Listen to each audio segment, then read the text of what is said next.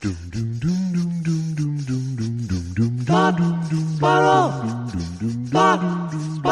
2 Jews, 2 mics, 2 hours, starting now. Wow, it just all of a sudden changed. Hi, I don't mean to make it worse, and yet I always do. Seems to be your gift. Do you have a professional production going? Do you have a show going? Would you like someone? Let me who just amateurize it. Yes. Andy Kindler is fresh off his Elks Club performance, which went well. I actually heard tale of that from our friend Joel, who attended. You know, the thing about it is, you feel like... He said it was pure Andy. That's nice. And he mentioned a good one. Well, it's like, obviously I haven't... It's very hard to feel like you're making any forward motion because, like Susan and I feel like there's this dark cloud hanging over our head. There is. You know? There is. Yeah. And so it's like, you know, Andy Kindler's album came out right before he was rounded up. You know what I mean? It's like, it's hard for that's what the dark cloud I was talking about. I understood. You didn't think it was Trump. Yeah. So, but it was like, it's like, I like this was the greatest gig ever because it's 5 minutes from my house. That appeared to be, because I got photos as well, and it appeared to be the only good thing about that gig. Yeah, except for maybe the free hot dogs. Well, here's the thing. Being a professional and not starving anymore, I stay away from the Elks Club buffet. Yeah. There Which were appeared hot dogs. to be a pile of hot dogs and some macaroni salad. Yes, I think it's worse than that. They were Frankfurters, and I don't know what the difference is. Frankfurters, I always think, come out of water. They're like hot dogs that hate Jews more. Because they embrace their Germanism. Yes. So no, because I had a good set, and I realized, yes, this is something I can't. It's like I never realized how much, not agoraphobia, but don't like to go out and do stuff. I have. You know what I mean? Like I kind of skate with like, as soon as I know I have someplace to go, even the Elks Club, I'm like, oh my God, the day it's ridiculous to anybody who has actual stuff going on. No, there. but I think it's a worldwide epidemic of dread, really.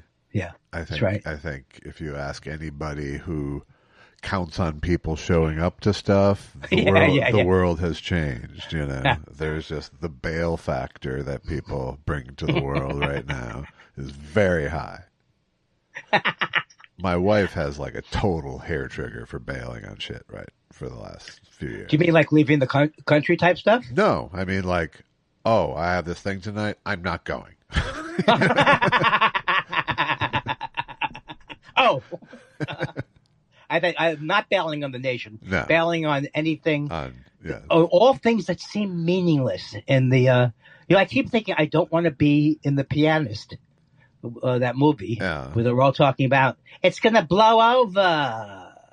It's going to blow up, and of course, the more the reality comes true, the more I think of the old bit I used to do with "Don't Quit Your Day Job," the Higgins Boys and Gruber. And we didn't do it for anybody official, but we would sit around and they say, I have to leave Berlin. You know, that's getting tough. And I go, what are you worried about, Andy? You stay. Someone comes up, where are your papers? And they all point to me. He's the Jew. Uh-huh. Boom. Boom. Now it doesn't seem as funny now. No, it doesn't. It still seems like it's not going to happen.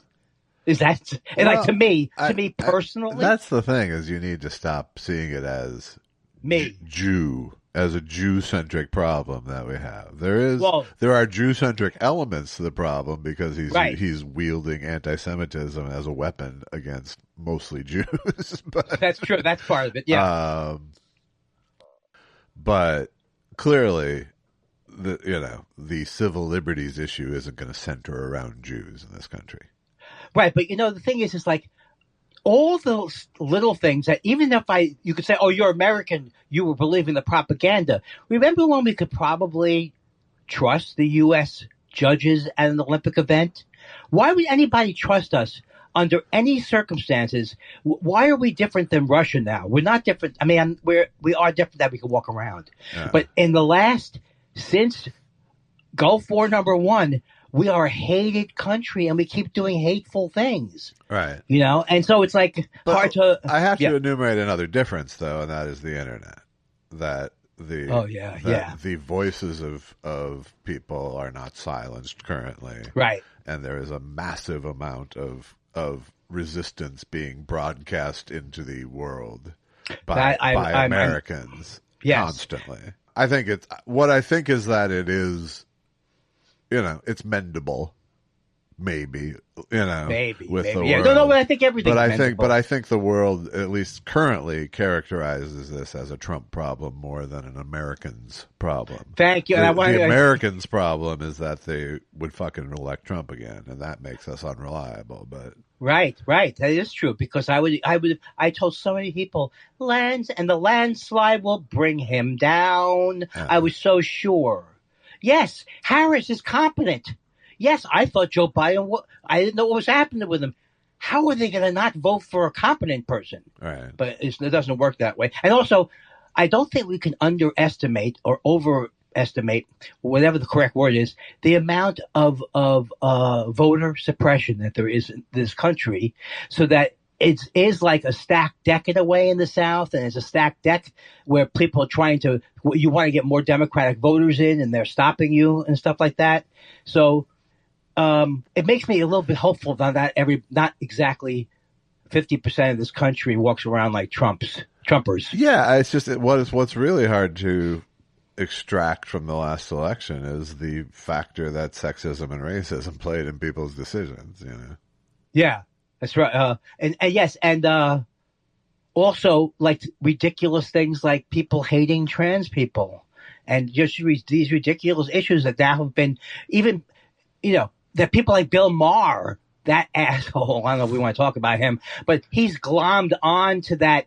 I believe we're too woke. I mean, this guy, his career is finished. He may not be done performing, but his career is finished in terms of having, as far as I'm concerned, I'm going to see a lot less of people defending him, I think. Yeah. He's a great guy. He's the liberal. And so that's a good part of it, but it's just his naked, what's the word? His naked, what's the word when you want something? Naked, opportunism. Yeah, opportunism. Yes. He's a naked opportunist, and he wants fame so much. He fired CAA because they didn't invite him to a party. He does not separate power and money from, he doesn't see that because he's not self-aware. He's not self-aware enough. He is not. No. But I did enjoy watching his guests call him a prop for Trump. I can't. You'll have to tell me because I never can watch the show again because I get too hot. I watched it because I wanted to see his description and how he went to the White House, and stuff. Yeah. And it was it was clear that he was just it was narcissist on narcissist duping. It was it was one narcissist acting like the other narcissist was the most important person in the world for that hour, and that's all it fucking takes, They're not so very different, those two. No, they're not.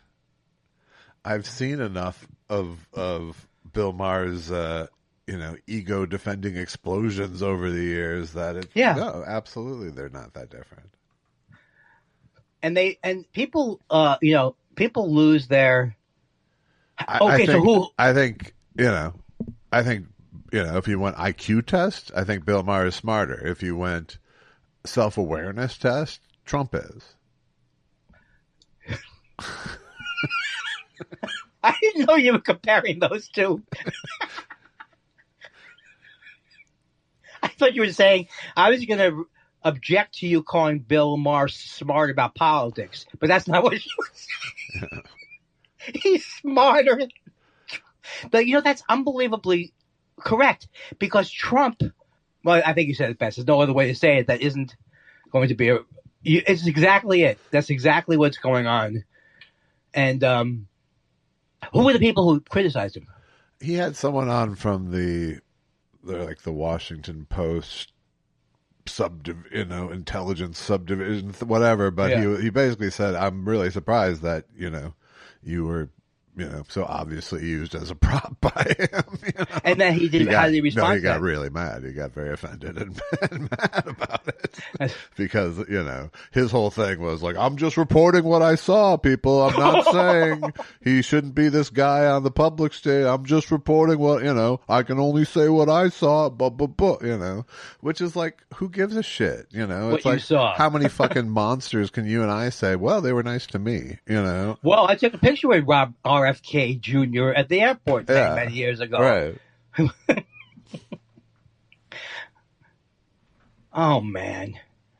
But the thing is that the thing I feel good about is I feel good when people are exposed, so that their influence will be less. So his influence, I don't think is going to be as great. But I don't know how great his influence was to begin with. That's true. Honest to God, I agree with you. It's just a fucking talk show, No, but I guess what I'm telling you is that I'm very like when you see I don't know why SeatGeek keeps sending me. By the way, he followed up his story about the Trump visit with a visit from Steve Bannon. Wait, to Steve Bannon's place, or no? Steve Bannon was his first guest. Okay, and how was he worshipful towards him? No, but it doesn't fucking matter. Well, that's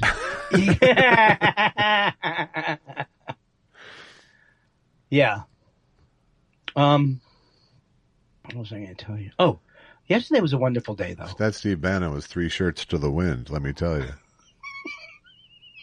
That's a good joke. I love that joke. Yesterday was a wonderful day. Really? For me. Was this because is this all golf related? This one? Yes. Okay. It's all golf related. That's fantastic. Susan and I both had formed a group. We formed it as good versus evil. We both hate live golf like poison, and to the point where Susan's going, "Oh, those are great. You'd make the golf tees like skull and crossbones." That's their image, and then they have it's like oh, they're in your face, and they are, and it was a victory of goodness, because Rory McIlroy, he wasn't going to play. He doesn't want to play live golf. I mean, if there's some kind of people who have more, right? The people have morals and stuff. But here's the thing: I know it's a way to get me excited to root too. Okay, sure. So, someone had texted Susan, a family member texted Susan, "I'm so glad Rory won," but she didn't tell me. So I literally, she knew I didn't know because I punched the wall once, but I wanted him to win. Also, I wanted him to win because I really like how he's approached adversity. And you can say, adversity? What's he adverse about? But the fact that he'd won so many majors early on and he disciplined himself, because I think an important thing that these people always say is they have to get to the point where they say, I have to accept that I may or I may not win this thing, even though I want it more than anything else. And that seems to sometimes free them to win, And in this case, I don't know how anybody wins a golf thing. It's like he was half an inch away from the water at one point. It's like it seems like a miraculous sport that is indeed very exciting, because like Susan and I, we decided, the hardest thing to win is a golf major, probably, of all the sports majors, because tennis tends to be a chance of people going on streaks, but in golf, it's really hard to, win one event. Yes. I know you're a Billy Casper fan. I know you like Gary Player. I used to go, Gary plays from South Africa. I guess he's okay, right? That was me at home, right? He's one of the good ones. He's not here as a representative of apartheid, is he? He's just playing golf. But did you enjoy watching, or you didn't watch it? I did watch it. There was basketball interspersed, but I kept a day-long eye on it. And it was exciting. The guy, the thing about his actual round where he had two double bogeys. Put one in the water when he had a lead.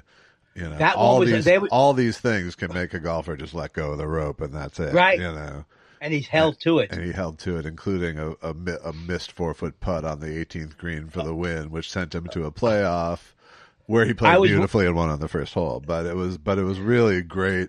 It was like he brought everything you need to win to the table with him, which was, both great play as well as being able to recover from just horrible boneheaded shots, Yeah, I don't know hardly. I mean, I don't know about golf. I watched it for many years, but I don't know.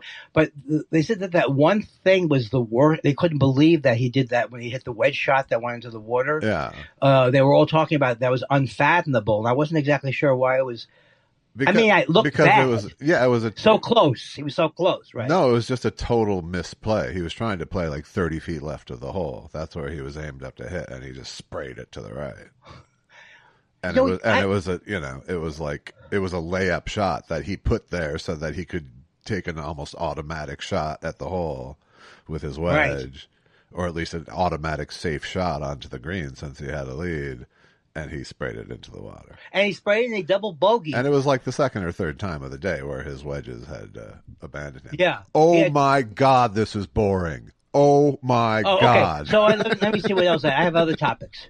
I haven't seen the studio, but here's the thing. Since you told me, but I want to again reveal. By the way, I actually extracted that part of the show last because it was kind of out of nowhere in the middle of everything. Oh, okay. So maybe we shouldn't talk about it. Just to recap it, I didn't enjoy the studio that much. It felt sort of like very familiar showbiz satire to me, and with the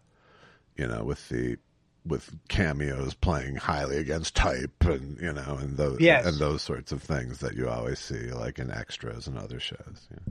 Yeah, and so when you said that to me, I kind of went through a mini depression. Not a depression, but a typical thing, again, reflective of my own opinion of myself.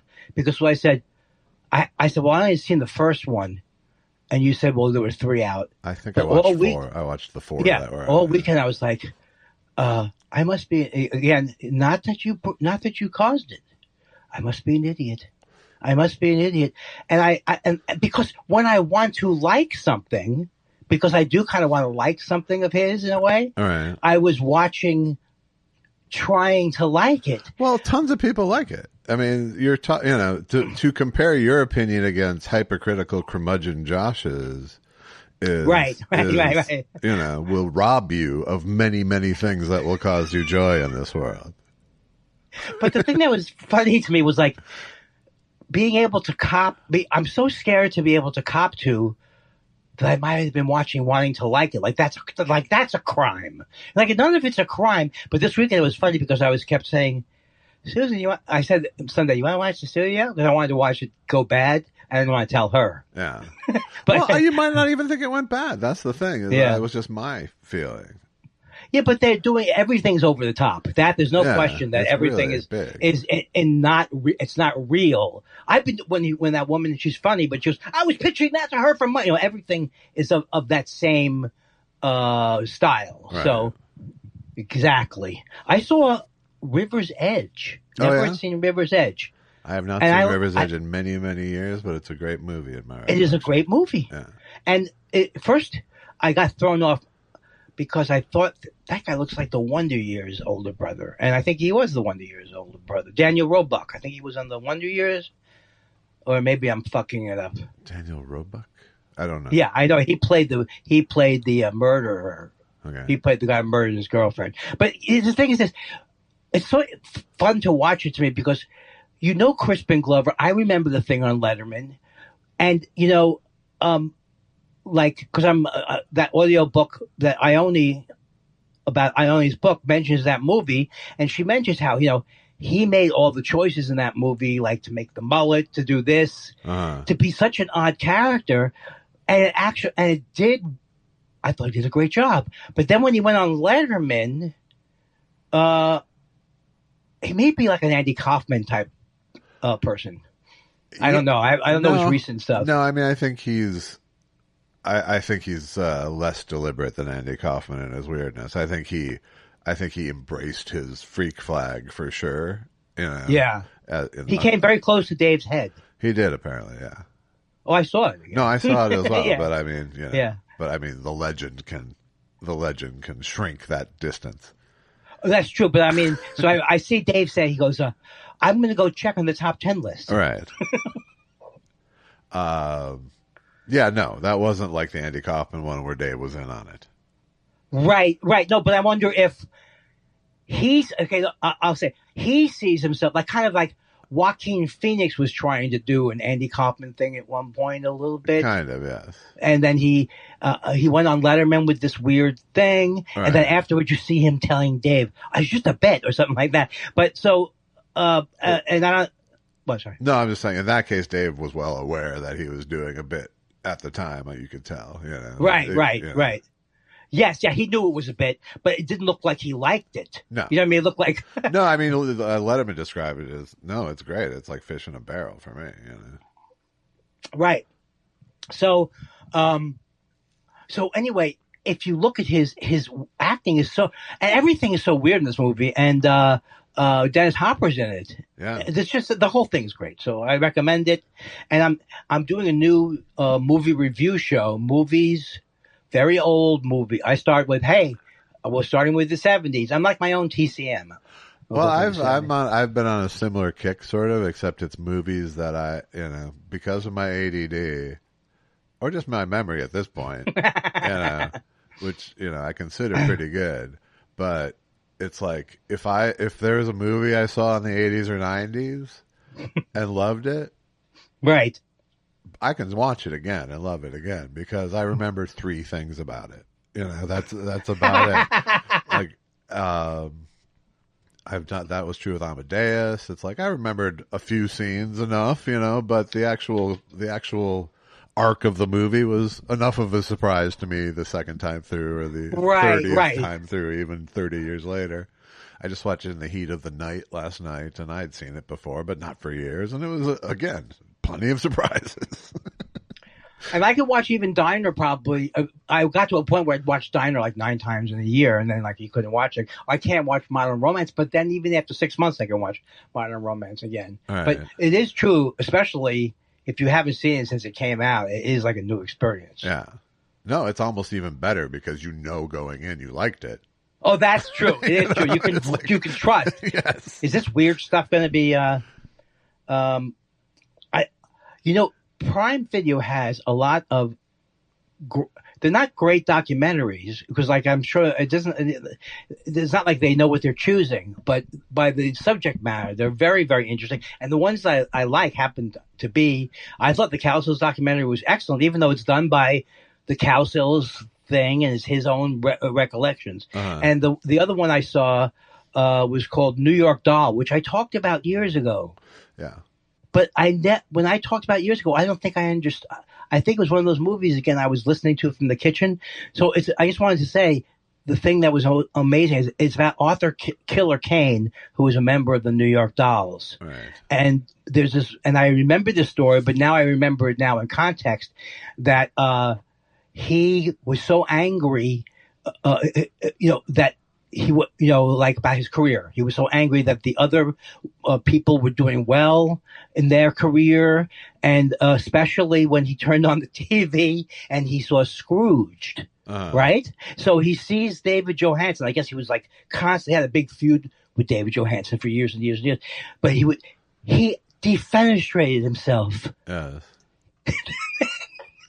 So, I mean, in my mind, as I see people have traits I can recognize, I understand the extreme. It's very, very extreme. You feel better about your understated response to these feelings? It's just like, it's natural. It's like you can't stop envy and stuff, but you can deal with it if you deal with it, right? Yeah. But if you are constantly in that, but anyway, he actually plays. They reunited. It's pretty amazing. You've seen it, right?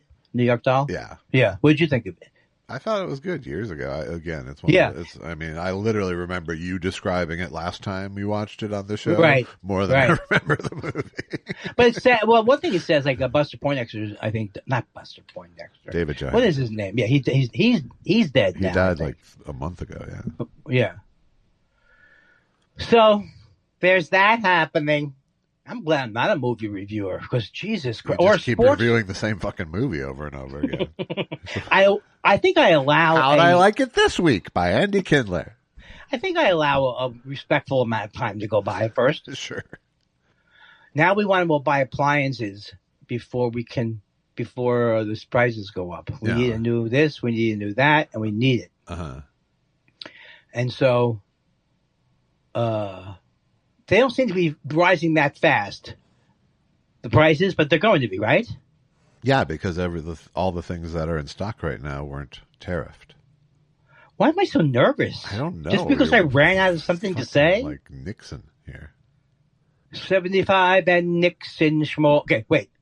What was I just talking about? I'm going to use my friend. You really weren't. You really weren't. I was really in between.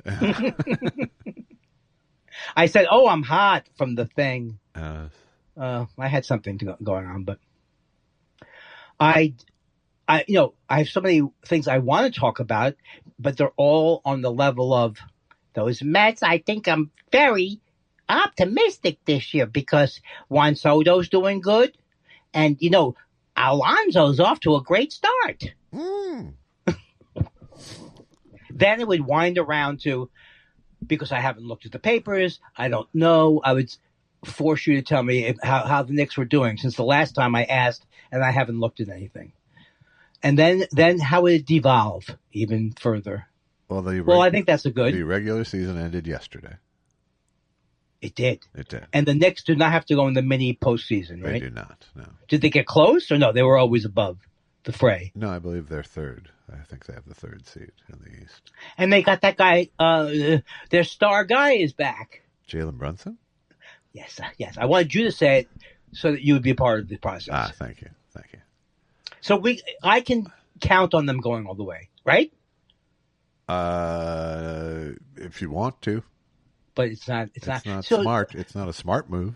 But don't you think now there's more of why is there such a big discrepancy between the team?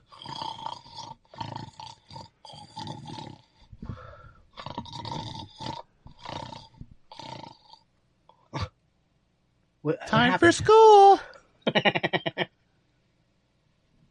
See, a lot of people didn't have to grow up like me, and you had to grow up where you put your socks on the radiator. You know what I mean?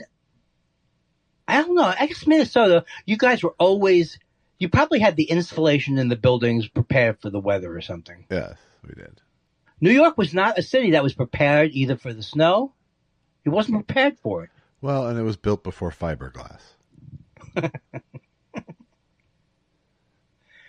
So I was always freezing in the winter because we had radiator heat. I'm not saying I was poor, Josh. I'm not saying poor me. I'm just saying there was no running water. We had a furnace, central heat, and central air. Yes, because that's exactly why I think you are happier than me. You came from an upper middle class family, steeped in riches, and your family loved you. Mother and father both loved you. That's the key. Is that I was wanted. It is the key. They wanted me there. It's very true. It's not that my mom didn't want me there. She didn't want anybody there. When you're in the horrible depression. Least of all the mistake, baby. No, she didn't say that all the time. just at holidays. Well, why would I know that I was a mistake? Why would they have to tell me? Why would they have to come up in conversation? It's so obvious. We thought we were done. And then, I've said it a million times, but my father, the genius scientist, using the rhythm method. The genius scientist, and I have to say this, was my wife, was she so stunningly attractive at that point?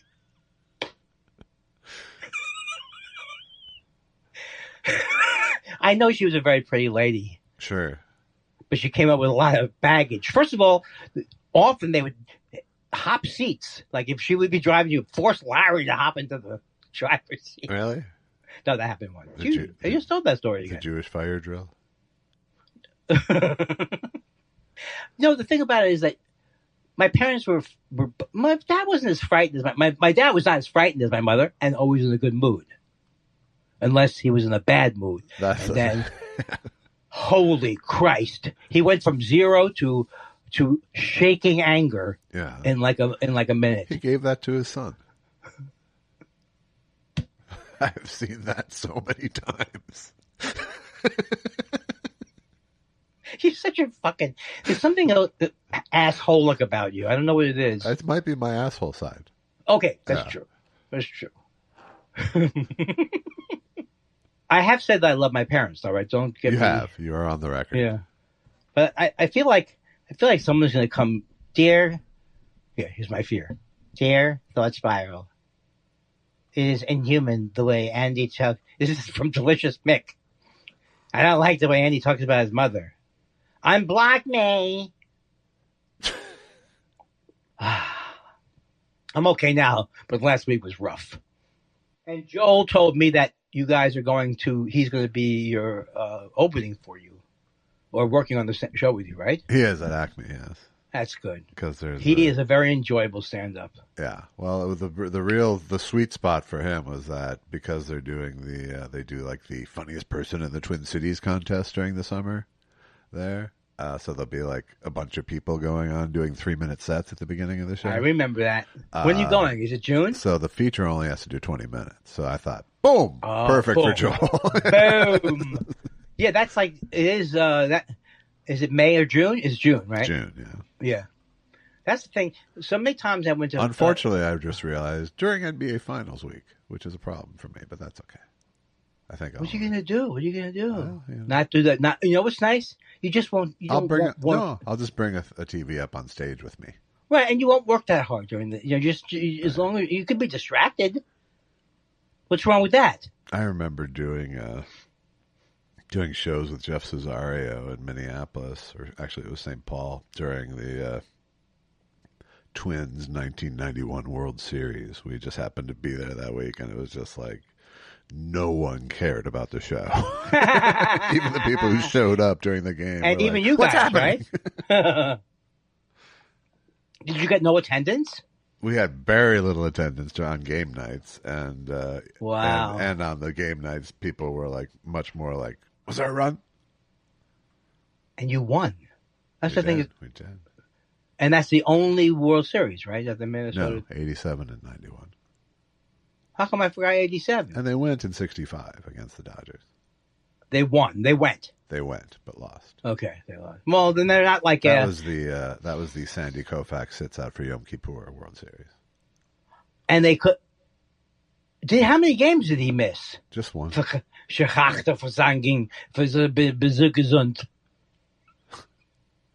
Sandy Koufax. Sandy Koufax is an Orthodox Jew. I can't believe it, though. He was not an Orthodox Jew.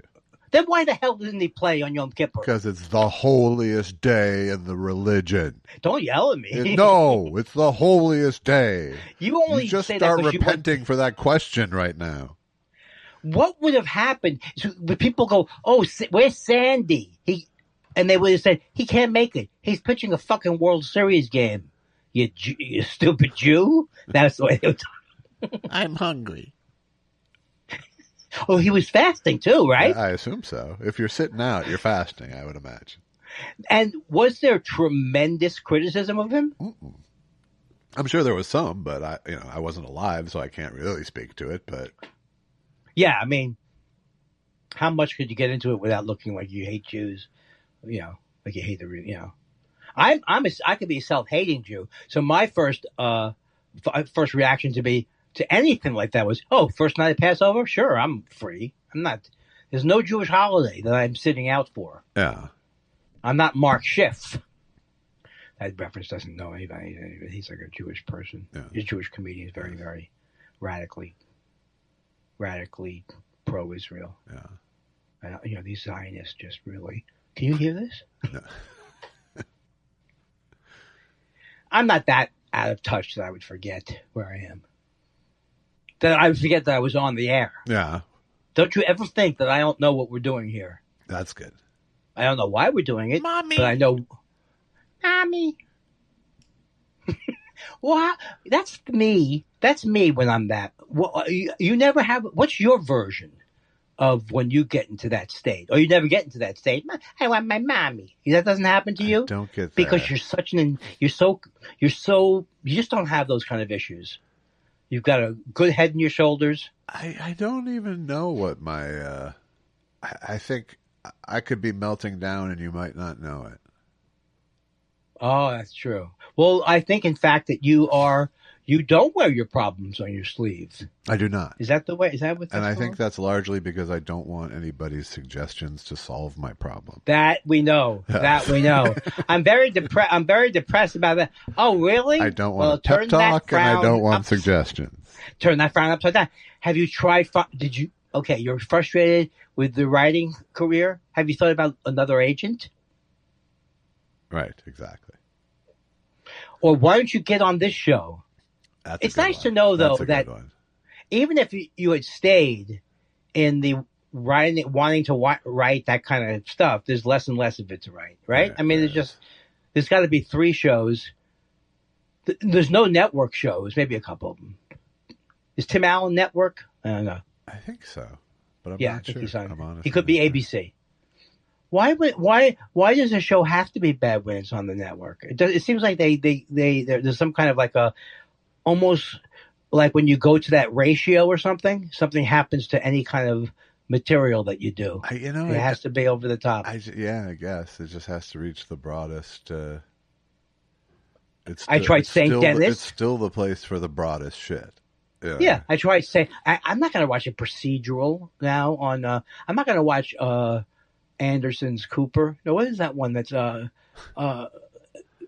What was the one that McDreamy was on? Grey's Anatomy. That's not still on, is it? I bet it is. Anderson's Cooper is good too about the barrel making industry.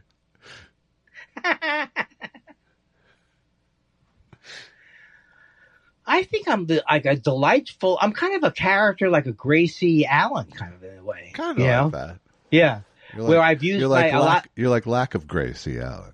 That's right. I'm lack of Gracie Allen, and the fact is that I'm so profoundly stupid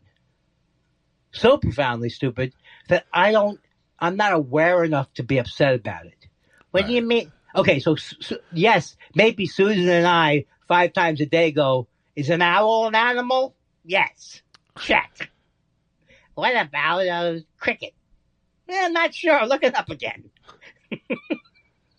For me, it's just a nice hour to do some jaw dropping. I don't think my jaw's ever dropped. Yeah. And my mouth has never been open agape. It's never had time. And I find it hard to read when people write this way, when they say, no, he snickered, things like that. Instead of he said, he snickered. Yeah. No, I can't think of one more version of it. All right. But where they characterize, he belt, I'll come up with it later. I'll send it to you in the mail and everything like that. Yeah. But you know what I mean? Instead of going, but see, James Ellroy says you just say he said, she said. But I can't go by him because he had very strict rules. There are people who have very strict rules about it. And then it's right. I had, I don't know if we've talked about this, but I had started a book earlier this year, writing. No. And bailed on it after about a month of writing, because I wasn't good at it. I didn't enjoy it, and I wasn't good at it because I don't read fiction, and I didn't have any. I didn't even have a style in mind, really. I really found the edge of my dilettante envelope with writing it, because it was, and there. I mean, the thing about it was, I was like, as I was writing, I was like adapting it into a screenplay in my mind as I was writing, because that's how I write. That's the skill I have, and that I've like built up over 30 some years, and have been like analyzing movies and television shows all these years. That hasn't been the case with novels at all. So, and so I would find myself writing a paragraph and going, in a screenplay, a good actor could sell that entire paragraph in a look. And like, I'd rather have that. And I'm better at making that artful moment than I am at this fucking paragraph. You know, was that a frustrating process, or was it good? It's like, oh, at least I know this is. It was. I mean, it was frustrating in the sense that I wasn't good at it, and it was clear to me. You know, like I just fell into these ruts where every paragraph sort of started with the same cadence, and it was just like I said, it was like really just like, what are you doing? You're gonna, you're gonna fucking, you could, like, here was what my fear was. My true fear was you could write a really shitty book and not know it. And that was like unacceptable to me. I think you would probably have known it and maybe, but what if I didn't? You know? Do you like the idea? Do you still like the idea that you like based the idea, it on? but it was an idea that I like chose to write a novel of it because it didn't make a great screenplay. Like it was such an internal kind of a thing for the character. I see. That it didn't feel like it suited as a screenplay. And then I started to adapt it and go, well, it's still a story. And then I was like, yeah, the same problem exists. It's like, you didn't want to turn it into a screenplay either. No, right? I tried for a while. And, okay. And I may still, if I can find a more external way to express the story. You know, yeah. A more cinematic way, but mostly it was an okay learning experience for me in terms of like, I've never been a stay in your lane guy, obviously, right, yeah. But there are limits to, like it was good for my ego, I guess, in a way where it was like, no, it's not just if you buckle down, you can do it. It's a specific, and you have to have a specific love for, I think. And that was the fallacy underlying the whole thing, is that I actually wanted to write a novel when I don't read them, and like once again, it's one of those wishing for things you don't actually want. Like this would take me over a year to write, and then in success, I'd have to do it again. And so it wasn't. It was. I was glad. I was very glad that I committed to it to a point where I actually had a story that I was writing. It wasn't just start, no idea, no outline. Like I pretty much knew the shape of the story, which is kind of rare for me. So I was glad that I gave it a fair shot. I didn't feel like I just bailed because it was hard. Right. Like I gave it a real run to go. Yes. I created enough pages for a informed decision to be made. Well, I had this thing. I think I've said before. So much of my life has been learning what I don't want to do, or because I used to think you have to do. I used to think, I'm an actor. I got to be an actor. I got to be this. I got to be that. And it's like, acting. Obviously, I do feel comfortable doing, but things like, really, I tried. Just kidding. Well, I'm not good at it. I'm not good. No, and I'm not comfortable at it. That's correct. So, but I was approached, a few times for memoir type things. But like one time it was, the guy wanted me to write the 10 things I hate about show business, or something like that. And I couldn't. And so often I would try to, I do think I can write a sitcom because I wrote a couple of sitcom scripts, but I didn't really enjoy it. And it's not in my wheelhouse really. Right. But, and then I think it's important to learn that. So I do think I might come out with, some kind of, who cares who reads it? A memoir, drawings, whatever. Well, and I feel like I could write a book of essays or a book of, of nonfiction humor I could write. Yes. Like it's not the fear of paragraphs. It's really that it's just the storytelling of novels that I was like, this is not my style at all. I thought we both have a fear of paragraph. We both generally don't like writing. I don't like writing really, but it's not,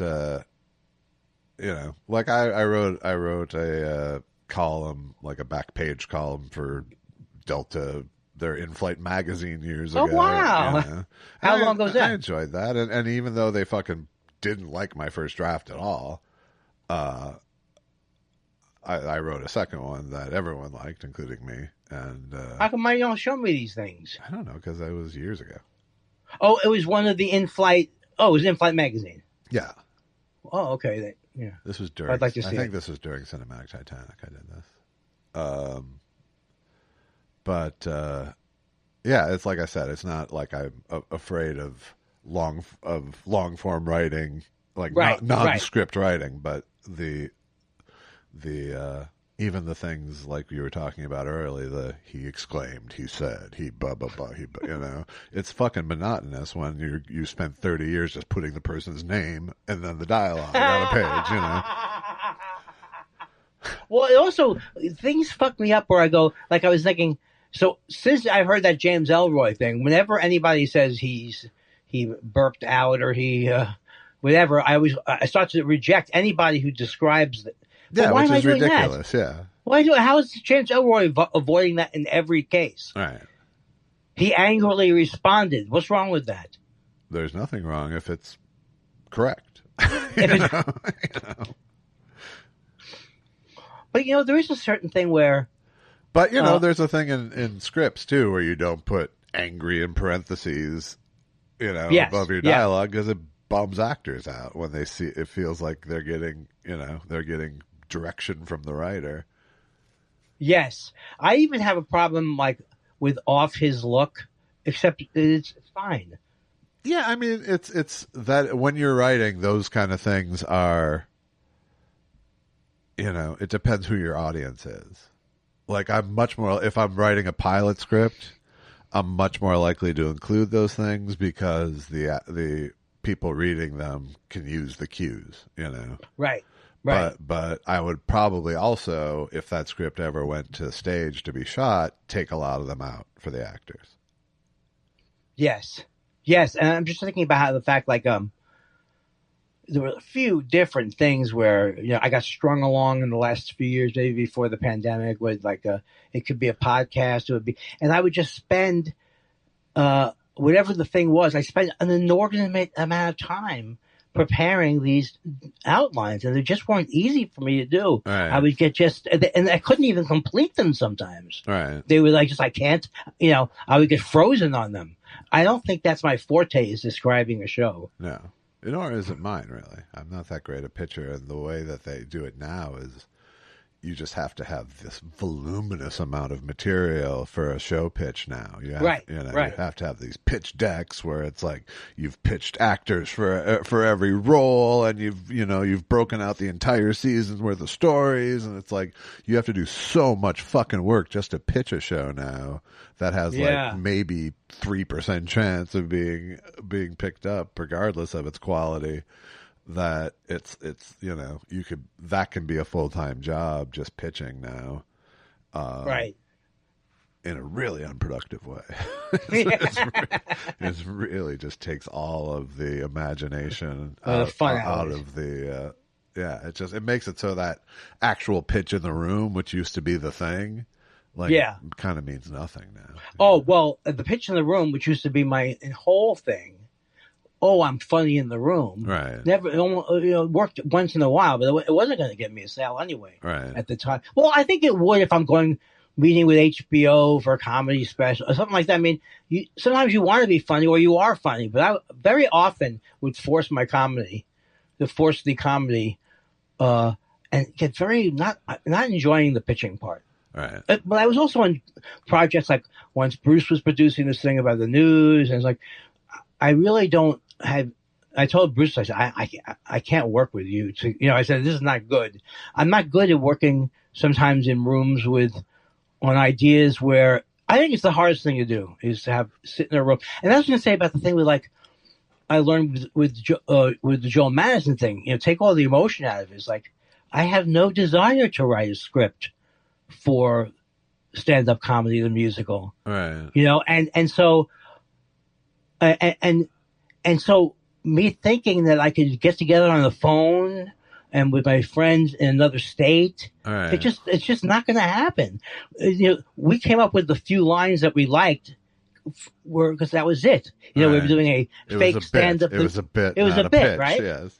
But so I could say, why did I do it? But the point is, I just don't think I knew it completely until I did it. And I went, okay. I can't do this. But I used to be able to say, I could. When he first pitched it, I was like, I think so. I could write or something. It's very, very hard to write when there's no gun to your head. No, it is.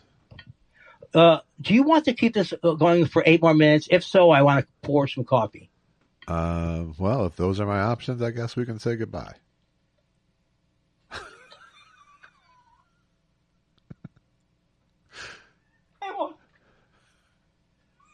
I almost dumped it on my lap.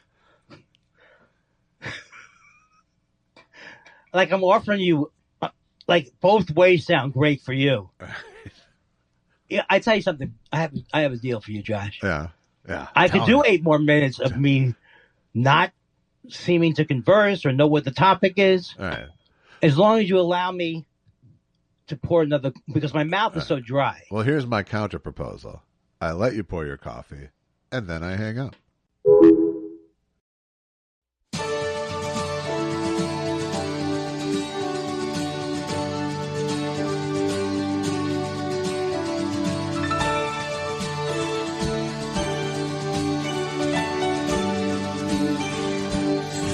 Trouble looks me in the eye,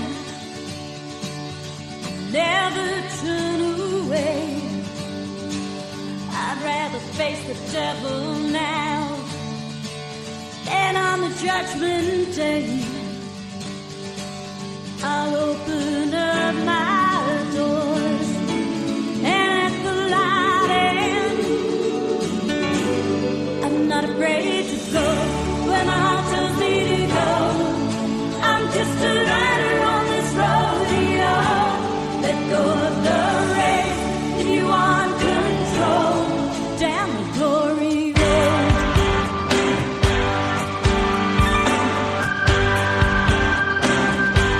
We'll take turns in a night, and the night turns into dawn. Oh, there ain't no ending sight. Sometimes I just can't carry on. I'll open up my doors and let the light in. I'm not afraid to go when my heart tells me to go. I'm just a rider on this rodeo. Let go of the race if you want control down the glory road. Down the glory road, glory, glory, written in the stars, and take them as they are. Down the glory road.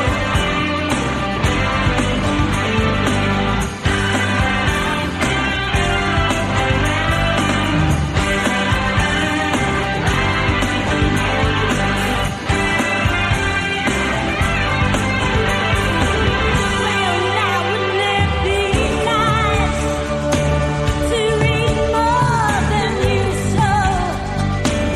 I'd rise up eyes, inherit your soul. Ooh, open up my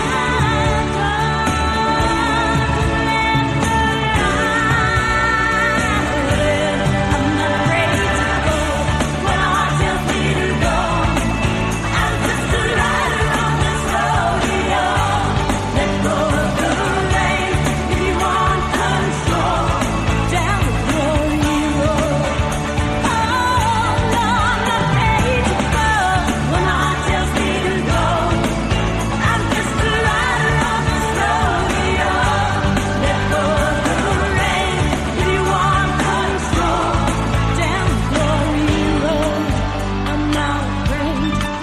I'm not alone. I'm walking down glory road.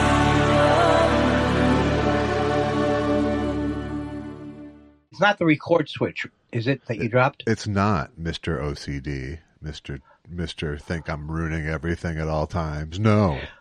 Oh, that's not true, Mr. You ruined something a few times, and then it stopped for a while, and then once again. All right, let me just say something. Episode 399. My percentages are with me. Are you talking? Are you right?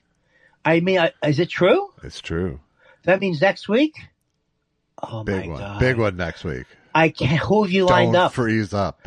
I keep forgetting to tell you to text Todd Glass. I froze up, actually, because I'm telling you right now, we're working without a safety net. I forgot to put questions out. Oh, God. Unbelievable. Do I have to do anything around here? I felt it coming, and I still wanted to hear it. It's still satisfying. I've been in like an angry fog all week. Well, I wonder why. I mean, turn the frown upside down. It's the obvious anger, but I literally just like, if you would ask me like 90% of the time this week, if you would ask me what day is it, I would have failed that quiz. Yeah, because it was just, I have to say, very proud of our Chris Van Hollen. I mean, that's pretty good. It's pretty good.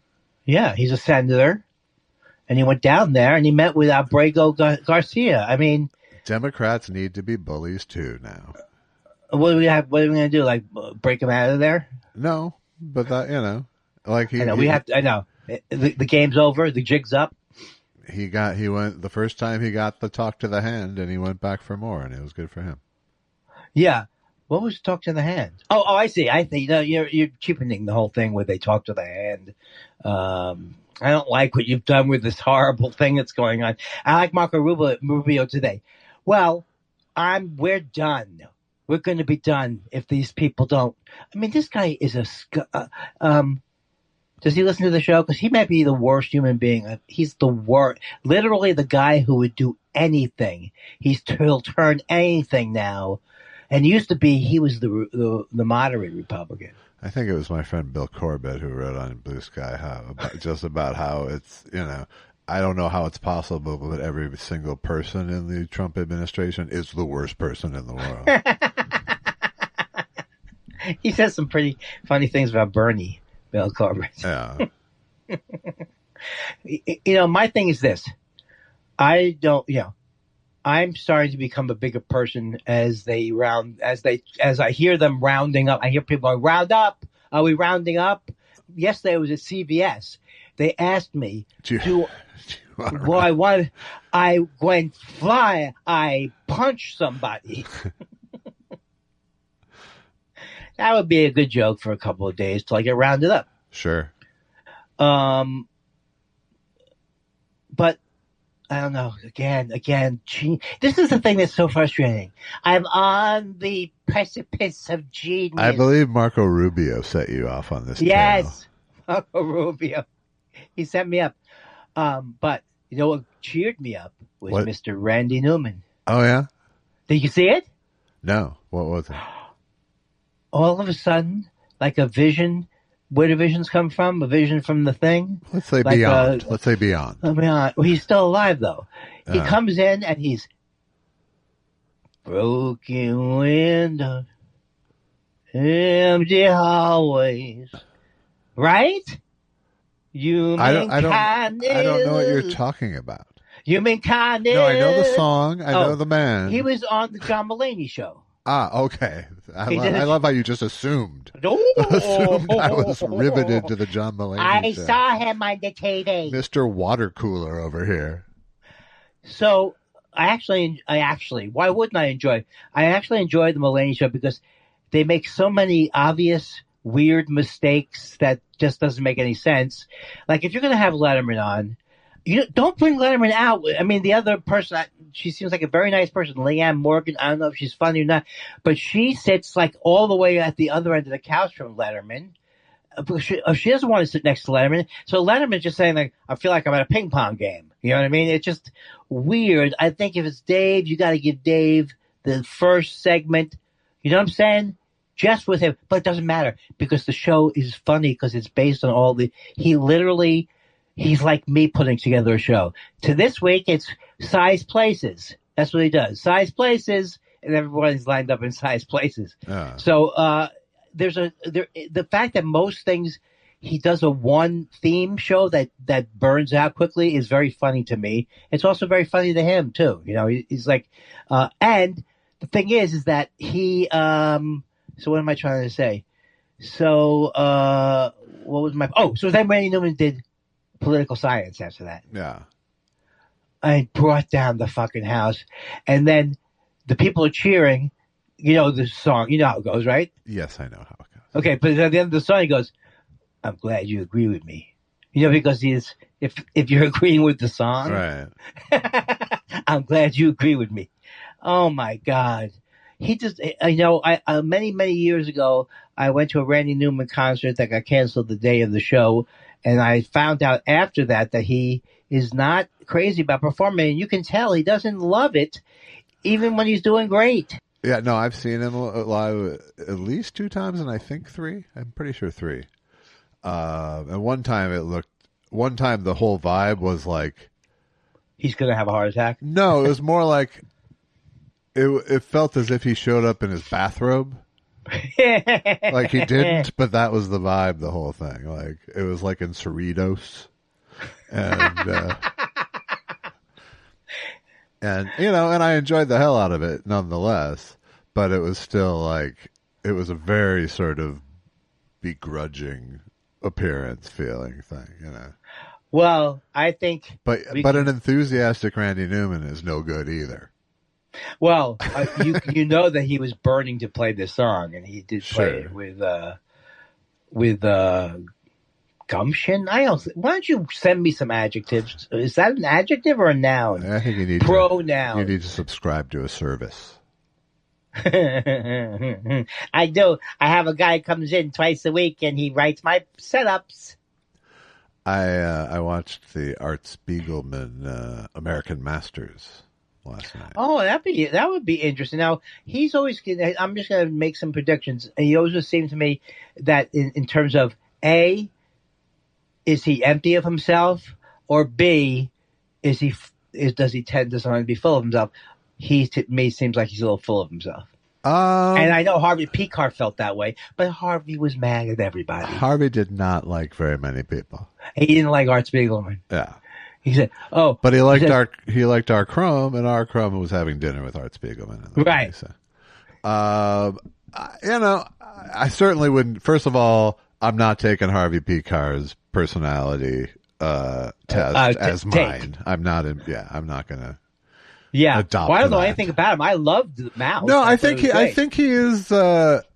I mean, yes, he's full of himself, but he's been so hero worshipped now for 50 years by his community that it's not.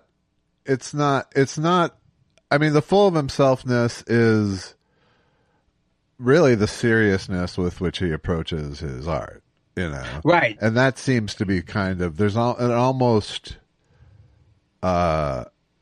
defensive quality to all of these alternative comics people, that what they are doing is art. And I think the world has acknowledged it already, but they're not ready to give up the the fight with it, the right? fight with it, you know.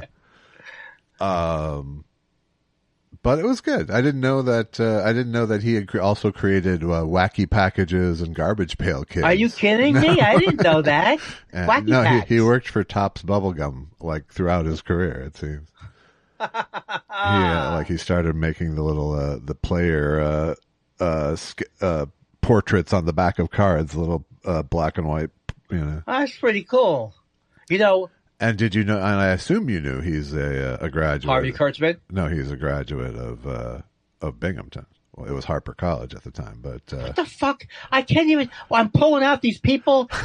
They go, what celebrities have gone? I've gone, I say, and I say Stephanie Courtney has gone, and Paul Reiser. And now I have this? Yeah. Now you pull this out? Yeah. Where did he go? He's older than me. He's got to be about 10 years older. It was Harper than me. College, so. There was still Harper College. Some people still referred to it as Harper College when I went there, but it was fast going out. Wow. There you go. Okay, but here, that was the worst. That was the worst. Suddenly, he's not so full of himself, is he? I've ever heard come out of your throat. Well, but then I'm sure you also know that he went to the same class that Harvey Kurtzman taught. A lot of those guys got taught by Harvey Kurtzman. Well, I mean, he was wildly inspired by Matt Groening? Mad. What are you talking about? Magazine. I know you're upset. Mad. Okay, you're a upset. humor magazine of the 50s was... through just a few years ago.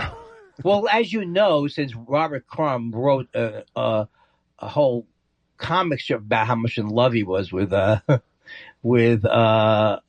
Kurtzman. Yeah. You know, he's like with the hearts coming out of him and Harvey yelling, "You put mayonnaise on a sandwich? Get out of here, you have that kind of thing." Yeah. But they didn't bring up Harvey. Why do I think Harvey Kurtzman has to be brought into everything? They brought him up, and they brought up your dad, too. Did they talk about that? How would that happen? How does that happen? Because Harry Chester's name came up? I did tell you that did happen with Frank Conniff when I was watching this interview with Benny Goodman, and he brought up Frank's dad. Oh, wow. Tell me that again. What is it was that. It was pretty much just that. He was a jazz player? No, he was a newspaper writer. Oh. But he was part of the Toots Shores and jazz and everything scenes of the 40s and 50s, it seemed like. Wow, I bet he was quite a gentleman. I bet he was funny, too, or I'm just assuming it. I got my comedy from my dad. I think he was sick for most of Frank's childhood, or a large portion of it, at least. Wow. Why do you know about people? I get friendly with people to a certain point. Yeah, friendly as opposed to I make friends. I have friendships. That's true. You have friendships.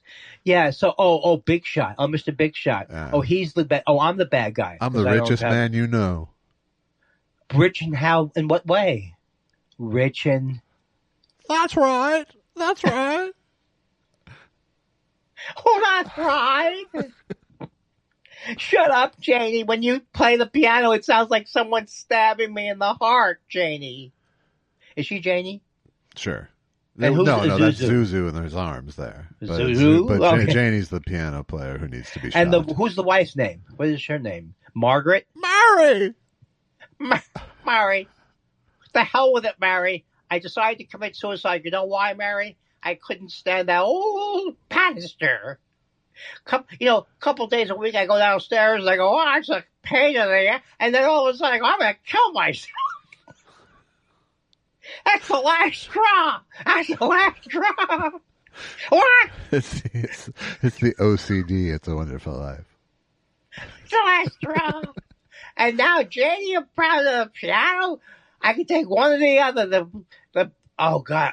I know that I don't have much of a voice to do it, but I lose it, too. Yeah, no. The impression was really besides the point, I think.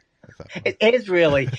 Although I've even disappointed myself when I've gotten, because people would say, like Bruce Hills would go, "Pa, don't do more material about Jay Leno." So after 8 years of doing all Jay Leno material, my impression started to slip. Yeah. Hey, he just had something. In medical news, here's something. In the field of sports, in medical news. Mm-hmm. Well, it's like most impressions are impressions of impressions. Yeah. And you started doing an impression of an impression, but it was your own impression. Oh, man. Why did they say that Jay Leno came up in some other article I wrote? I was reading about it, and I never did something to do with the Mark Twain Awards. Yes, we covered this. Oh, I knew there was, but it was. What was the point of it? They weren't really putting him down, or we don't know. I'm sure it was Conan O'Brien getting the Mark Twain Awards. I'm sure someone made a fucking Leno joke. Oh man, but we kid Robert F. Kennedy Jr. We kid them, and the thing is, I've told you this many times that I'm not a doctor. You say, "Are you sure you're a doctor?" I've told you many, many times I've been interested in the field of autism. I had no idea that none of these people will ever be able to use a toilet. None of these people will ever be able to say, this is not only is he claiming they got it from the environment vaccines, but they're completely destroyed. Their lives are destroyed, yes, according to this guy. Yes. So that long since, what's it called when something is proven wrong? The ridiculous vaccines cause autism. It's wrong. It's a lie. It was recanted. Everybody knows it. Debunked. Debunked. That's the only one. And everybody else. And he's saying, well, it's 1 in 38. And they go, well, how about that they didn't used to diagnose as many? No, it's an epidemic that's coming from the thing. And we'll find out by October, he even said at one point. I think even earlier, September, I think he said.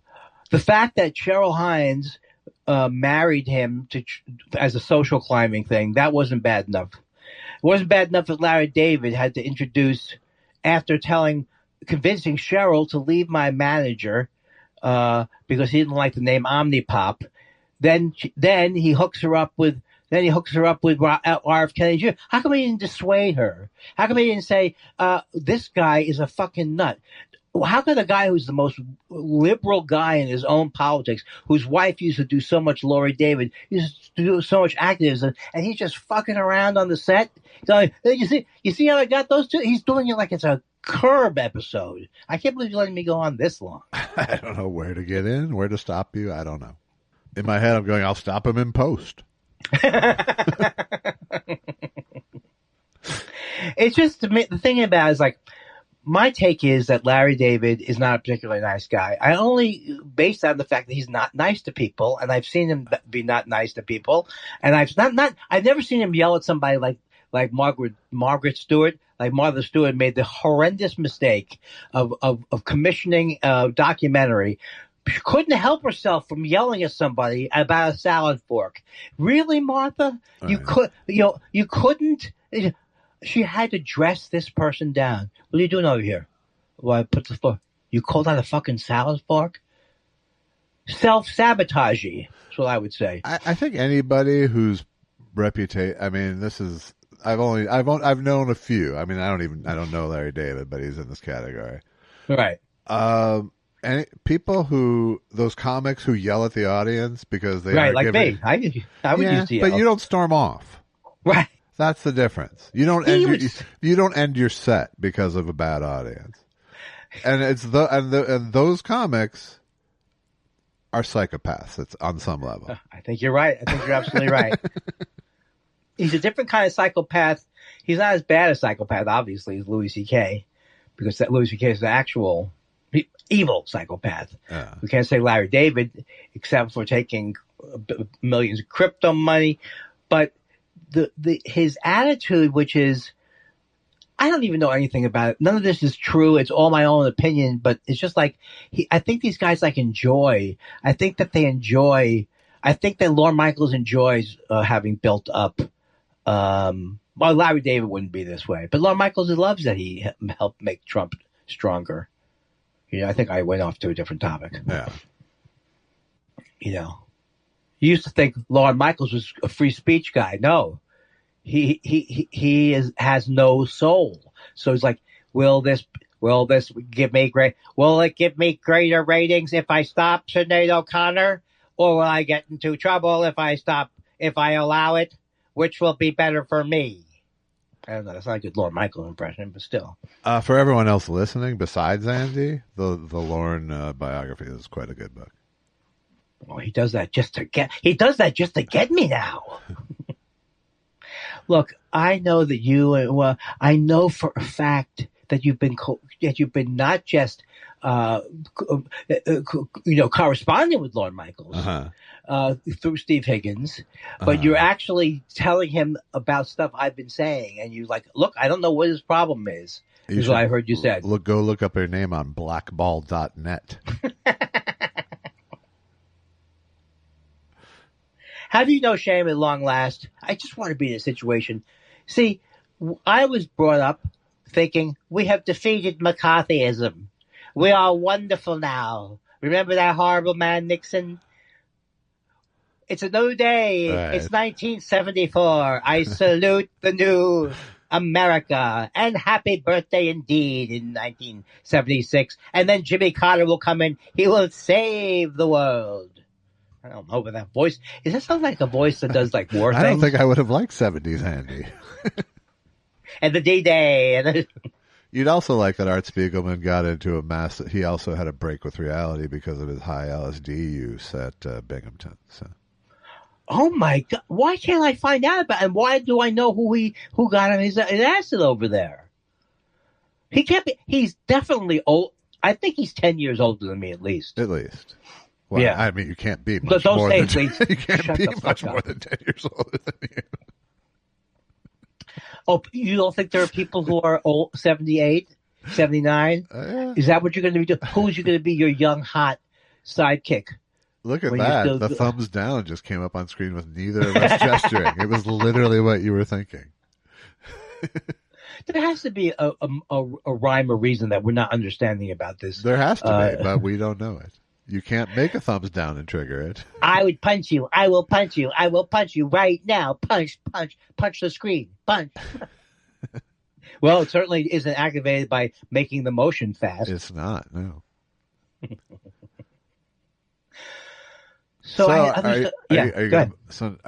This is more advice really than a question. Oh shit! Are you going to buy a car? Oh, I don't think so now. Now's the time. It is. Tell me what's happening. There's a little tariff thing happening that all the cars in stock haven't paid a tariff, and all the cars in stock in a month from now will have to pay tariff. So now's really that if you're a serious buyer, now is the time to go do it. The thing about it, though is I won't get a great price, right? I mean, it's not going to be that. You're going to get a better price now than you will down the line, no matter what. Because even if you pay sticker, the sticker is going to be 10% higher, or at least. Wait a second. We're focusing on appliances right now before they go up. That's a mistake. Okay, I'll tell Susan, and we'll have to go. In terms of percentages of purchase, the amount you'll lose not buying a car right now is greater than the amount you'll lose not buying a washing machine right now. Wow. I mean, but why can't I continue on with what I'm doing? I've got, I don't drive that much. I got the Toyota. If you don't want another car, then stay with it. I do want another. I do. I think I'm probably going to keep riding the beast until But I got delivered food. You've spoken of it numerous times. No, you're absolutely right. You're absolutely right. And as soon as I get the lien off of my house, I don't have a lien. Why am I laughing? People have them all the time. They don't even know they have them, right? You're belittling them. Way to go. No, because I think it's funny that they move in somewhere and they didn't realize that the person before them was paying off $7 million damages from an umbrella policy. God, I have so much. If I had, you have a lot of words, a lot of words, and sometimes I even get them in the right order. Yes. That's what I like. That's what I say I like. Very excited. This week I returned texts from people. It's hard to return texts from people when you when this happens. When you leave when your this phone happens. On, yes. Sorry, I'm supposed to turn it off. There's no reason for you to talk to me like I'm some stupid idiot. Okay? I just can't figure out another angle. Another angle. That's if you're thinking that your job is to dominate over me and to win. Yeah, I don't feel that way. Let's talk about Rory McIlroy. There is no winning with you. I'm well aware of that. More about Rory McIlroy. Oh my God, I'm still excited about it. Really? Yes. Wow. And I don't know why I think it's going to affect my life somehow. I don't either. Now, I don't know if you're aware of this. It's a 1-game playoff for the NBA, so that's just done. And Miami got in, and the Toledo got in. Yeah. But the real thing starts now, right? The Knicks are playing tonight. No, against the Hooboo. Tonight is the final game of the play-in. Oh, of the mini playoff. The play-in, they call it. But I thought they're just 1 game elimination. I explained this to you in great detail last week, Andy. You pretended to understand. Look, all I know is that the year that I'm excited about watching the Mets, really, from a realistic point of view, this is a good year so far. I'm not going to say I'm perfect, but we're playing so well. Everything's coming together. I'm still stuck on you doing anything with a realistic point of view. What do you think? What would you have told young Andy Kindler before he went to see the Mets, the 4th game of the World Series? What would you have told him that year? Your Mets are going to eventually disappoint you? No, I'm not that guy. Not as a dad. I'm not that guy. No. Oh, you're a great dad. I wish you were my dad. I'm even a good stepdad, which is a much smaller class. Hey, I've been chuckling over the last couple of days, and it's because somebody who was a thorn in our side might be a thorn in your side. Yeah. I'm not talking about the Mets playing well against Minnesota. I'm talking about Aaron Rodgers is going to Minnesota. He might be going to Minnesota. No, he's not going. That's what they says. That's what they says now. I haven't heard that lately. Mm-hmm. That guy who has a show, I don't know if he's called Cuttafee, Smackafee. Is it McAfee? It's McAfee or something. Somebody come out and said he's not. No way. No way is he going to the Steelers. He's not. But why wouldn't he go to the Steelers? Why do I care? Why do I want him to go anywhere? I don't know why you do. I don't know. It's like wishing cancer on someone. I know, but the thing is that who do I not hate, but wouldn't mind them getting like a little Aaron Rodgers problem? Every other team, right? I guess so. Than my team. Apparently, here's a. Oh, Josh. Yes. What else? I had more things to tell you because I've been watching things. I've been continuing to watch shows and stuff. Oh, at the studio, the last episode. That was the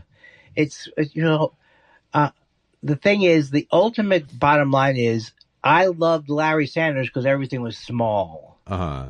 And so my theory is if you're going to do something on show business, make it small because people are already doubting that it could be real. I'm not saying you have to do it this way, but when you all of a sudden go from zero to maniac, and then these things happen that are just like he destroys a set and stuff. Yeah. It just gets to be like... It's much too Curb Your Enthusiasm in terms of... That's exactly what it is like. It is very Curb Your Enthusiasm. So... What am I going to do now? I haven't watched Severance yet. I'm going to watch that. How about Hacks? Have you started? Oh, I know it's back though, right? It is. I just watched a few last night. And, okay, I can't go by you're not a fan. No, I was a very big fan to begin. No, with. Early on you were a fan. And it's degrading for me. It's degrading. It's too grating. It's degrading. Oh, don't say that. I have the. Not degrading. Right. Degrading with a D in both spots. Yes, absolutely. It's because it's about her now having the late night show. Right, which could be funny. But I mean, it's been done probably as good as it can do with our friend Larry Sanders. You remember him? But I thought I was talking about him earlier. He did the thing. But more than that, it's just shuffling in place. It's all about leading up to the show premiering. It's like, all pre-production stuff, and it's like the very clearly stated stakes are this show has to be a hit. I see. Yeah. So the network president said this show has to be a hit by its third month. See, what I'm worried about is when my return is going to be. This will affect my return performance. Yeah, unless you're a stand-up guest on the first episode. Unlikely. Well, what are you going to do? You have to look at these things philosophically. I have no. I don't feel betrayed by shows that. No, you don't. You don't. Else, no. But I feel disappointed. The one show that I thought was pretty great all the way through is that someplace, a show with Bridget Everett. Yeah, that was great. That was great. But I didn't watch the last season of it. Yeah. Oh my God. Oh my God. Oh my. And I keep going on and on about what you didn't see. Oh my God. You didn't see the last season? Then how can you say you're a fan of something? Stop it. Please. Does it have to come to this? Just because you forget to put the questions in, I have to spend an hour talking to you? I know. It's going to be less at this rate. Well, maybe not, because you haven't mentioned, which leads me to believe you haven't seen the Jeremy Piven. Oh, Jimmy Fallon? No. Jeremy Piven's hair club ads. No. What is this? What is he selling? What is he? Hair club. The hair club for men? Yeah, and now it's just a hair club. Oh my God! Does he like his odds? Does he like his chances? What he used to say. Oh my God! And how does he get? You know what? It probably feeds into his big ego somehow. Somehow. He's rescuing hair for the world. Well, he puts himself in a superior position to like guys wearing hats like myself. Like he doesn't understand the. when there's so many. But it's all about the angle with any hair replacement thing is get your confidence back, kind of a thing. You know, first of all, like Piven needed that shit, but secondly, it's like I have to, you know, there's only a certain group of men for whom their confidence hinges above their eyebrows. You know? He's such a hideous. He is a hideous man who basically looked me in the eye from a foot away and just said, "I got a $7 check. Good for you. Good for you. Yeah. Good." Right to my face. I thought you were talking about the show that Fallon is doing because my friend Paige Hurwitz sent me a thing that's just unbelievable. It's called On Brand. Yeah. It's a game show. It's a real show where you compete for what's going to be the best advertising campaign for a big product. Huh. And then the winner will win the big. Seems a little corporate. Yeah, but I mean, that's exactly what I remember Lenny Bruce when he spoke for Westinghouse for many years. People don't remember this.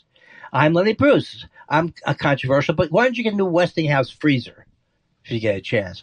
This guy is you know, I mean, first of all, I think Lenny Bruce is not the bar that's fair to judge.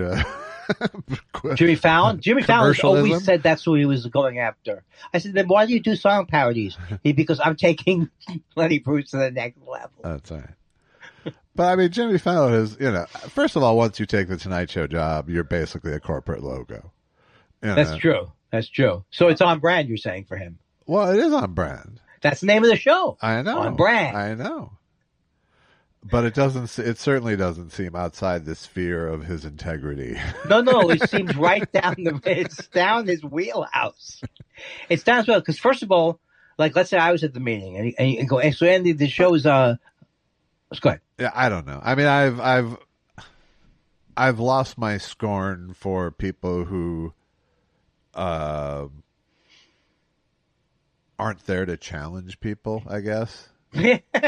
Like, I don't respect their choice to be that, but I don't have the scorn for it because I really, you know, like, there's no one more clear for whom it's just about the approval for him than Jimmy Fallon, you know. So, you know, if that's his adventure is seeking out approval, whatever. There's room in the entertainment universe now for everybody and their thing, it seems. So if Jimmy Fallon had just realized that he could do the Mick Jagger thing was funny when he did that with Mick Jagger. You know, the things that he did do were pretty funny, but that's it. You're not going to be. That's not. You shouldn't be hosting a show. You're a clown. Yes. Who laughs at his own clown tricks? No, you know, it's all high school talent show bullshit. Like, everything he does feels like it's in a high school talent show to me. Did you hear about Ego Wadham's? I saw it. Just the greatest bitch he did about a couple of weeks ago about the White House Correspondents' Dinner. I did, yeah. And she does like a hack thing about, I'd be making fun of the dinner itself.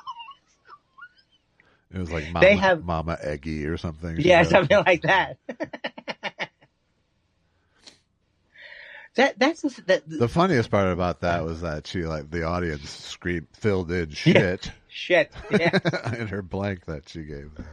But, you know, that's the thing that's just, you know, things are happening at such a accelerated pace that we can't even keep up with the fact that the White House Correspondents has caved in. A free speech organization has caved into pressure, and so they're no longer going to have anything controversial at their show. I mean, it's almost right itself. Trump won't be there either. Yeah, he won't be there either.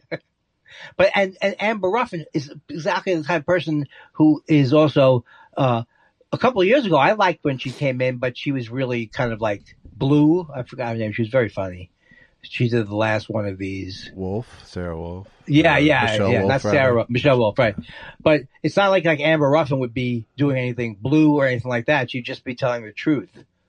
Yeah. I mean, you know, it's a wimpy move, but it's also like there's enough reason to provoke for the press to provoke the president through. Oh yeah, I have no journalism problem with, right now. Yeah. Like I'd much rather they use that anger capital on journalism than a comic. Yes. You know, that's just realistic. You know, I would much rather they, you know, do both. But the truth is they're already at war with the guy. Take the righteous path all you can rather than risk the frivolous, mean path that's going to distract from everything. Well, I love what Seth Rogen said, and it's so true. Seth Rogen, you heard about it, right? Yeah. I mean, he's right. He's saying you're underwriting. He's talking to people who are underwriting this guy. I mean, the fact that someone besides me would say it, and someone who makes a lot of money, I just thought it was like, how do these people? How does the CEO of Google sleep at night knowing he contributed to the inauguration? You don't contribute to an inauguration fund for a racist. You just don't. Right. Under any circumstances. Yeah. I would make that argument about the Dodgers too, but I know it doesn't work with baseball, and you know, and I would say the Mets shouldn't go either. But what if they win and they go? It's like, but the team that didn't go, I'm so happy with it when they didn't go. Philadelphia. Yeah, I mean, it's there's arguments for both, but you know, if I was an athlete, I sure as fuck wouldn't want to go. Yeah, it's like, why do you know, it's so like wimpy. Like Warren Buffett wouldn't do pro. What are they so scared? I think they just come from fear so much. Some of these billionaires that. Well, I mean, yeah, I mean, because that's how they got to be billionaires, is fear. Or something. Well, using it on others. Yes. So they recognize it, you know. Right. You know, but the thing about Trump is, it's like everyone is afraid for a legitimate reason. You know, his retribution is hands-on and real. Yes. But that doesn't mean you can't have moral courage nonetheless. You know what I mean? It is a decision to have moral courage, and very few people are making it, you know. Well, and Harvard thank fucking did, God Harvard did, because if they don't, who the fuck would, you know? And that first law firm, I hate their guts. Like, how can you be a university with a law school and buckled to this fucking guy? That was Columbia, right? Yeah. And Columbia buckled. Yeah. I mean, and they don't have a $50 billion endowment like Harvard, but they still have plenty of fucking deep pocketed alum, you know. Yes, and they've said who they're are also right. afraid of Trump, but it, you know, it's like if universities, Ivy League universities especially, aren't going to fight the good fight, we're sunk. We're sunk, you know. And if fucking law firms aren't going to fight the fight, you know. Calm down, Josh. We're just having. It's just a thought. It's just a. This is the angry fog I've been in all week. You know. I just like the idea of coming after you. Like, come on now. I mean, I have this habit of being intellectually honest when we're talking about these things, where I can empathize with people doing both things, but I need people to know that I'm fucking pissed off too. You know? I think that's right. You know, I feel some growth from it, because like a couple of weeks ago or a month ago, I just couldn't take any of this.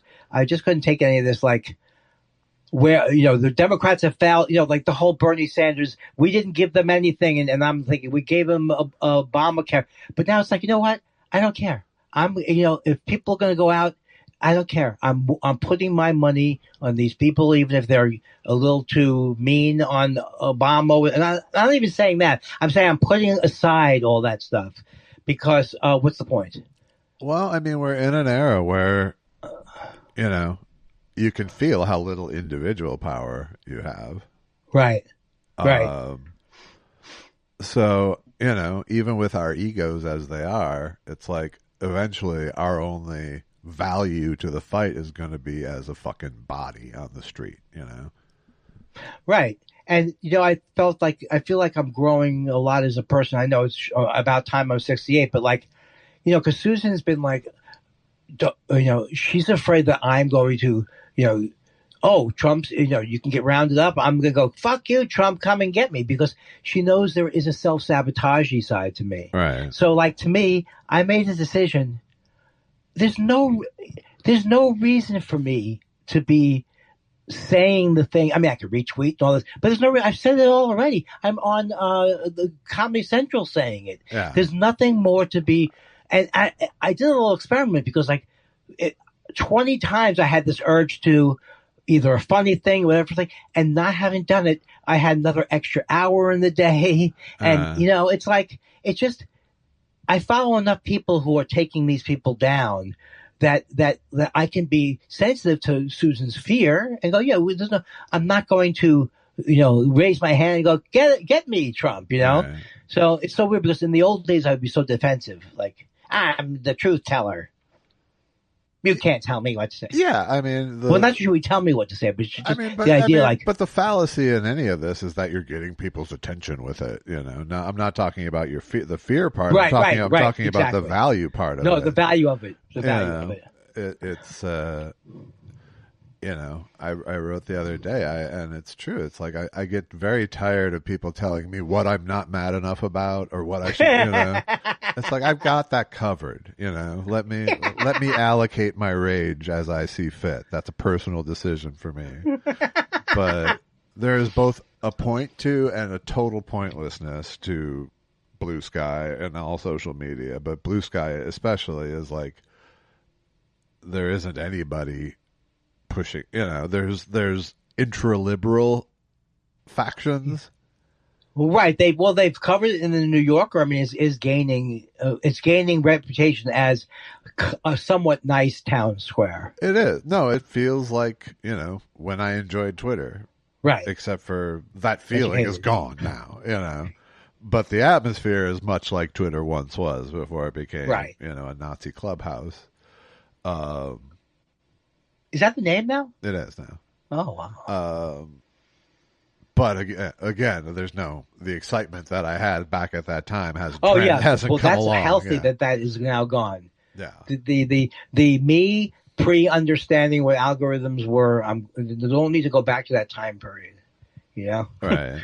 I don't need to go back to the time. So it's so interesting because I find now that it's like, I don't have to go back to the time period. All these fucking people are still hate Islam after all this stuff. It's like, I don't have to talk to these people. I'm not going to convince them. I have no care about changing their mind. Right. And so it's like, and that's because it was a wrestling with me in my own mind and my father and all that stuff. So I'm past all those things. That doesn't mean I will never get in an argument again. And, if I say that, I will. But I don't plan to. I don't plan to go down the roads at all with what I was doing before. I mean, that's just the worst parts of it when I'd be like, why am I yelling at, Well, yeah, because they aren't arguments. They're shouting matches. Shouting matches, right. It's like, I may not agree. I personally don't like Bernie. I think that but he's getting 80,000 people out there. You know what I mean? He's getting people out there who are fighting oligarchy. So I'm not going to... That's the thing. The appetite is for people yelling right now and yelling their own things. So I'm organizing several fundraisers for local... Okay, I'm sorry. Yeah. I'm sorry. No, that was a bad moment for me, but what a fucking show so far for me. I mean, unbelievable. It's like almost like a Monday with you today. I mean... I don't want to get too far into my own thing. Just 399 episodes. No, that's right. But there's no upside to blowhardy. Actually, that's not true, Josh. It's actually 397 if you count the fact that the first But I can't be that guy because I'm so cool, right? Isn't that what it is? Well, now you get to associate yourself with Art Spiegelman. Oh, that's right. Try that on. So it was, but the documentary was good. It was a documentary. Yeah, it was a good documentary. It was an American Masters. That's right. So it's an hour or hour and a half, or what the hell? Between 2 hours? Between 90 and 2 hours. Is there any That's reason sort why of I'm irrelevant. the worst interviewer in the world? So we have Josh Weinstein here. He just made an American Masters. Now, how long is it? This American Masters you made? I never looked. Really? Yeah. But no, some of them are 90 minutes. Is your like 140? It's feature length. Oh, so that's like 2 hours. Give or take. Be back. We'll be back with more questions for Josh Elvis Weinstein. Oh God! Yummy coffee, yummy. Oh. No, but you don't. Here's the thing that you don't have to worry about. You don't have to have a dry mouth because you're on antidepressants. All right? It's true. I don't. I'm on antidepressants. My mouth, it feels like there's gravel. My mouth is so dry. How dry is it? It feels like worse, like a desert, but maybe drier. Wow. It's just like if I had sand in my mouth and then someone came in and put more sand. That's dry. My mouth is dry. That is dry. Dry. I see by the way, the cotton candy grapes this year have been great. I got a good bag in the fridge right now. Yeah, they're so good. Yeah. And I'm sure we're pulling from the same refrigerated case. So actually, I went to Blowhardy. I went to Whole Paycheck. Who's with me on that? Get it? Whole Foods. Oh. Whole Paycheck. Oh. And if I'm not mistaken, the guy who came up with that is the same guy who did the Psychic Eye bookstore. He's a right-wing guy, and then he sold to Bezos. Is that true? I think so. It may be. Remember the Psychic Eye? You've seen that store. It's still there. It's still there. Yeah. Somebody, who's in charge? Is Eastside 76 in charge of the minutes of the previous meetings? Or is that, I can't even remember the names of our first. Perush. Oh, God. Perush is on fire. He's studying somewhere. He's got a doctorate in something. He's like running something now, I bet. He's got a family. We know that much. Get the hell out of somebody who had time to listen to our podcast, formed a family? And start a life, yes. Separate from the podcast? Uh-huh. That seems odd to me. When are we going to actually have on the show Rich Brotherman? Let's get him on the show. It's Brotherton, first of all. Get your own brother's name right, for God's sakes. Would Rich Brotherton come on the show? You have to ask. Our friend in Texas. I know my brother would come on and blow Hardy the place up. Let's get your brother. I have to send you Todd's number. I mean, it's so ridiculous. It's so ridiculous what I do. I don't want Todd's number. I'm not calling Todd. No, you have to give him the information. What do I do? Give him your number? Is that what I do? I don't know. Have you even talked to him? I have talked to him. He's excited about it. Oh, okay, good. Well, it depends if you want me on the call or if you just want to do I'd like you on the call. All right. What kind of human being literally cannot take care of his own business outside of the podcast? That's how unorganized I am. This shouldn't be on the podcast. No. I could send you an email saying, hey, I spoke to Todd. I didn't talk to Todd. Right. It's sad in a way. Yeah. Remember, the podcast is only for important stuff.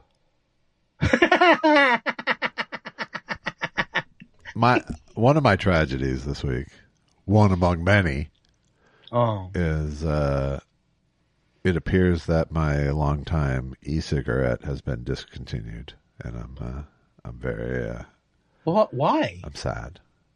Why is it discontinued? I don't know. Is it because it's dangerous, or are they just not popular? No. I think it's just impractical, and they've moved on. Is it the company to vaping systems instead of the e-cigarette model? Are they the PAX people who made the original thing? No. This is. So what do you do? Who are you going to ride now? What's your people now? What are you going to do? I'm going to try to quit. I'm going to try to quit, but I'll switch to Juul as a bridge. What's wrong with the Juul? I don't like it as much. Oh, okay. It's not a taste thing. It's more. No, it is a taste thing. Oh, yeah. You like the taste of the whole way it works. That's a cigarette. This was my jam. This was my jam for 10 years. Okay, calm down. It's over now. Calm down. It's over. Now. I'm actually kind of happy about it because it's a fucking fucked up habit and it's gotten super expensive as well. So it's not a bad thing to shake. But what could you do? I wanted to leave on my terms. Well, can you do like knitting maybe or something like that? Not knitting. Eating is what I do. Otherwise, No, you have to stick with the thing then. RFK got in trouble for wearing a patch at a meeting or something. Wow. I don't know why you speak so highly of him. I can't believe the one part of the Aaron Rodgers documentary I can't get it out of my mind is when he said, "I never wanted to vote for president, sir, until you ran." Talking to RFK Jr. "I never wanted to vote for president, sir." Wow. "Until you ran, sir." How stupid is how brain dead is Aaron Rodgers? It's just because he can throw a football doesn't mean he's a political expert. I know, it's weird. Usually the two go hand in hand. They go hand in hand. No, you have Herschel Walker. Yeah. Herschel Walker. It's still amazing that wasn't that long ago. Not that long ago. Not at all. He not at all. Not at all. Is there anything else that we can do to get this to 2 hours, and so you can go and be magic? Very slowly tell people to go. What should they do? What should they do? I was speaking. Now I have. I'm sorry. I apologize. Over. But that gives more time. And people love it when we argue. I can go very slowly. And what are you trying to say, though? I can go very slowly and talk about buymeacoffee.com wow. /thought spiral. Well, you never let me plug the other things I have going on. No, you should. Yes, I'm going to be on Thought Spiral and episode 400 coming up. Big one coming up. Oh, got big plans for that? Can't you lie to me and tell me we're taking off in Peru or something like that? I really, in my heart, I wanted to make a fantastic clip show, but in my head, that wasn't going to happen. Right. Your heart said one thing and your head said another thing. But just think that we are able to bring so much joy to listener. I'm trying to make it like one. No, really. You got the joke, right? I'll circle back for it in post. Why don't you hang up and do something? You're driving me nuts. You're just torturing me now. You have to have. Now you want to hang up, right? No. Yeah. Now that I'm torturing you, it's fun. Okay, you know what? I'm staying on for 10 more minutes. 10 more minutes. All right, You ready? You scared me off. Sandy Koufax.